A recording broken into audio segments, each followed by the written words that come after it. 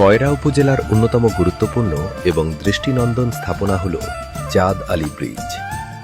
এটি শুধু যাতায়াতের মাধ্যম নয়, বরং স্থানীয়দের কাছে একটি বিনোদন কেন্দ্র হিসেবেও পরিচিত।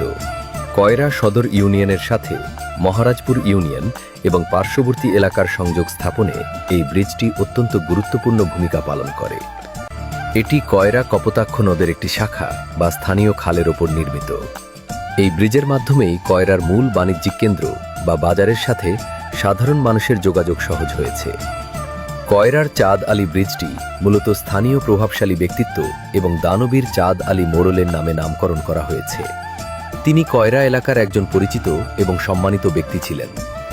এলাকাবাসীর যাতায়াতের কষ্ট লাঘব করতে এবং কয়রা সদরের সাথে দক্ষিণ কয়রার সংযোগ স্থাপনে তার অবদান বা এলাকার মানুষের দাবির প্রেক্ষিতেই এই ব্রিজের নাম তার স্মরণে রাখা হয়েছে। চাঁদ আলী ব্রিজ বর্তমানে কয়রার একটি জনপ্রিয় হ্যাং আউট স্পট। বিকেলের পরিবেশ। প্রতিদিন বিকেলে স্থানীয় তরুণ তরুণী এবং দর্শনার্থীরা এখানে ভিড় করেন। ব্রিজের ওপর দাঁড়িয়ে খোলা আকাশ এবং নিচের পানির দৃশ্য উপভোগ করা যায়। ব্রিজের ডিজাইন এবং চারপাশের প্রাকৃতিক পরিবেশের কারণে এটি ফটোগ্রাফি ও ভিডিওগ্রাফির জন্য সেরা জায়গা। এই ব্রিজটি হওয়ার ফলে কয়রা বাজারের ব্যবসা বাণিজ্যে গতি এসেছে।